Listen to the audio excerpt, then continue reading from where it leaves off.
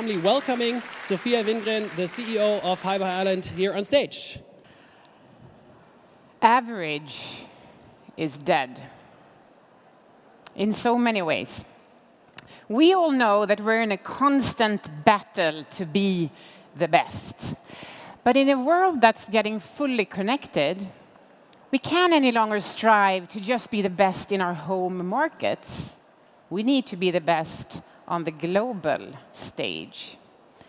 So being average is definitely dead. And average is dead in yet another way.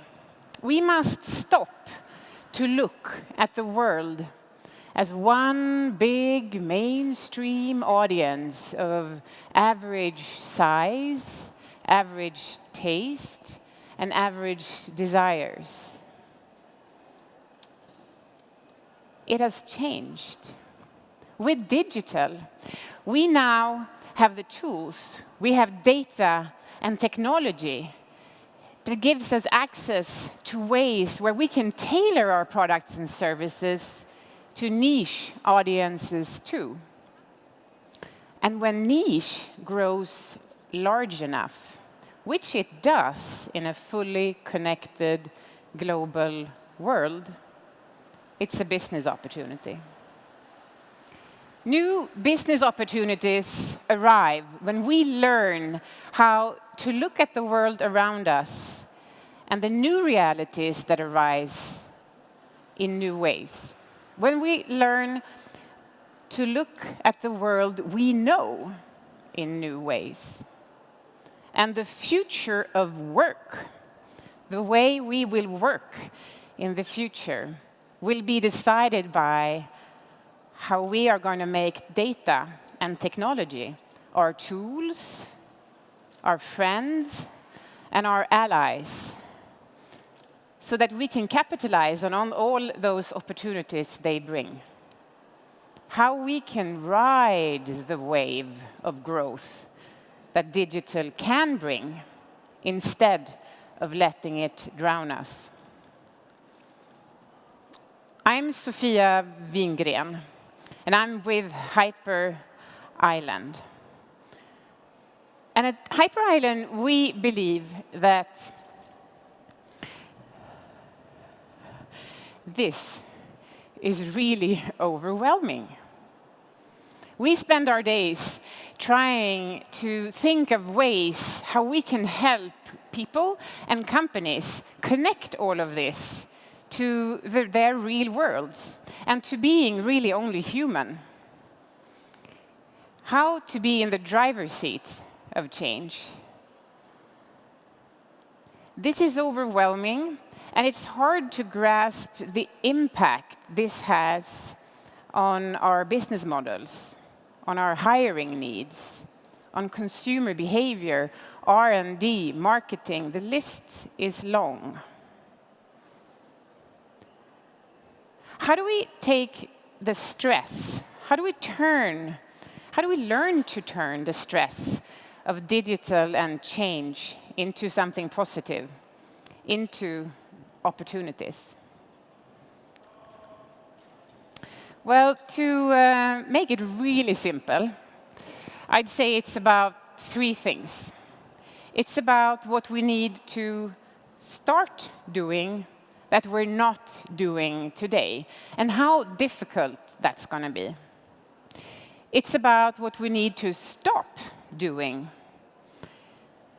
and how really hard it's going to be to let go. And it's about what we must continue to do that we're doing already, and how much more we need to do it and what it will cost us.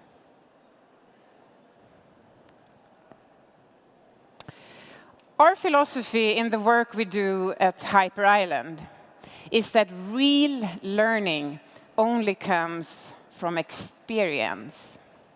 We have all our learners, our students, do real things. We encourage them to solve real-world challenges to learn and to really experience their insights, to learn by doing. The future isn't going to be about knowing. Knowledge and facts quickly grow old as the reality around us changes this fast. We need to test and try and probe the current reality and really get the insights for tomorrow by doing and learning and trying ourselves. So, what are others doing right now around us? What are others trying? What are others learning? Well, when I think of fashion, tech, and data, here are a few of the tendencies we're seeing right now.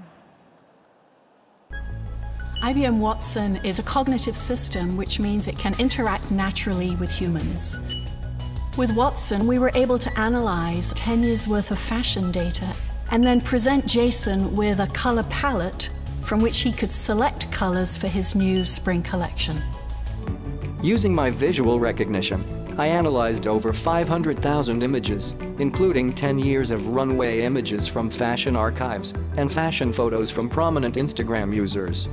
I also studied social sentiment to recommend the necklines and cuts which will trend next year. My insights helped Jason forecast next season's popular colors and styles, and he was able to design a collection of 12 stunning dresses. So with Watson, we have the opportunity to change the way that we design in the future. A computer as your colleague. A computer named Watson, hooking up with a designer down in Australia and creating a collection for the future. It's a garment targeted at cyclists, or, jean jacket wearers, who can shell out $350 to avoid having to repeatedly whip out their phone during their commute. It has touch-sensitive fibers woven into the cuff, so you can swipe or tap on your wrist to carry out quick tasks. Jacquard's not here to track your fitness or run your life, it just wants to make your commute a bit easier. Because of that, the first iteration focused on a relatively narrow set of applications. You could tap or swipe on the left cuff to control your music, have your incoming messages read out to you, or find out where to make your next turn. You've seen this. Clothes that work for us. Google's Jacquard project in collaboration with Levi's.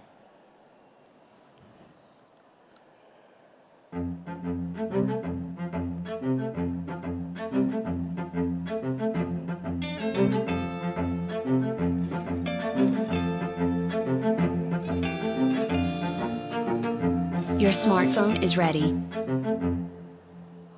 Begin measurement. Measurements complete.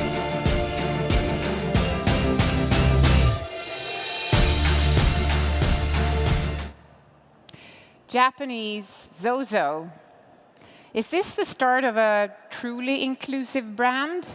Zozo is trying to create the perfect fit for everyone. Tmall Collection is a fashion experience that combines retail with entertainment. These are not the only people who can enjoy the Tmall Collection fashion show. The most amazing feature of the event is that anybody with a smartphone can be part of the show, literally bringing Tmall Collection to their fingertips. This event is popularly known as See Now, Buy Now. That's because if I see something I like, I can purchase it straight from the runway. I just tap and buy it with Alipay. I can also like brands and fashions as they appear on the runway, and even add comments to the live stream while the fashion show is going on. And you can watch commentaries from influencers and find exclusive offers for limited edition items. The audience here at the Water Cube sees this, and online it's the same experience. Alibaba's Tmall Collection, adding a new wave of social and live to online shopping, using influencers as personal shoppers to significantly improve conversion. want you to think about what you just saw and ask yourselves, how does this apply to your brand? If you were to add functionality to your brand, what would that look like? And how would social and live shopping impact the way you sell online today?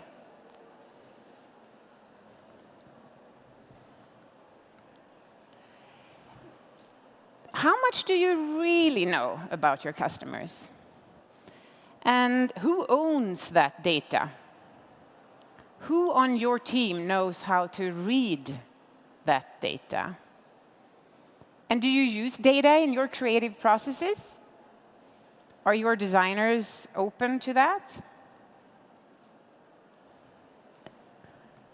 How well positioned is your team right now to make some of these new things happen? How open are they to work with the unknown? And what does that tell you about your hiring needs? Are you prepared? Is your team prepared to work in new ways? And maybe most importantly, are you?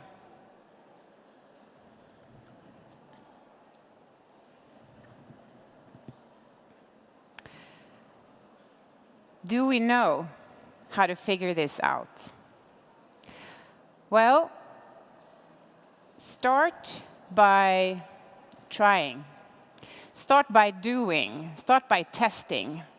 Get out there, download all the new apps, try new functionality, get your feet wet. Don't just read about it. Get out of your comfort zone. Learn by doing.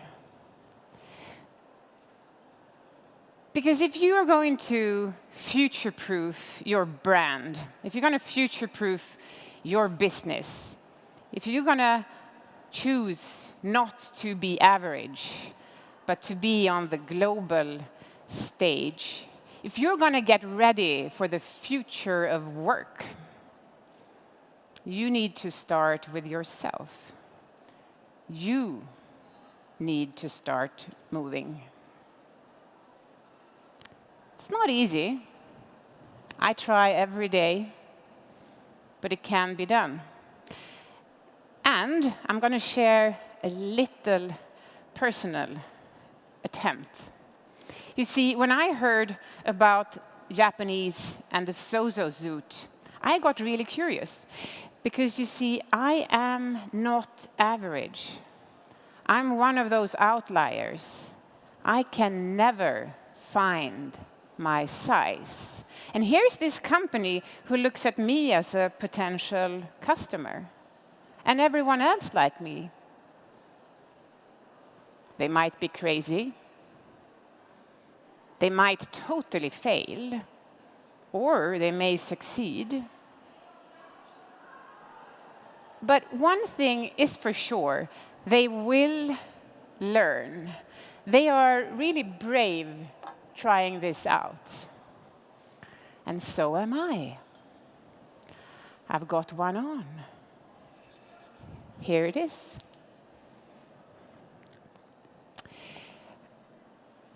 If I'm back here a year from now, I promise you I will tell you how this worked, if it worked, and I will share what I learned. Thank you. Danke. Great. Thank you very much, Sofia Wingren. So cool. Maybe just one quick question, Sofia. Tell me, you work a lot with executives and you have your school for the students, but you also have the innovation consultancy. What are some of the major questions that you hear from the executives on how they can transform their organization or how they should be transforming the organization? I think it's for a long time now. It's been discussions, and I've been in dialogues with a lot of C-level or CEOs in big companies who who sit there and feel that this is not their business, this is not their area of expertise. So they keep sort of creating teams and hiring other people to do this, and hoping that in 3 years' time they will retire so they don't have to worry so much about it. I think what's changing now is that everyone is realizing that oops, I can't wait for retirement. I have to get in, I have to get my skin in the game, I have to start doing things, or my whole organization might not even exist a few years from now. So you would say that at the end, now everyone got it, that they have to move, they have to do something? Or are Not there yet. still some people who resist? Not yet. Well, we're in Germany. We have a lot of work to do here. That's true. I think it's really interesting also to look at cultural differences in terms of the level of insight right now in the world. Great. Thank you very much. Thank you so much. Thank you. Bye-bye.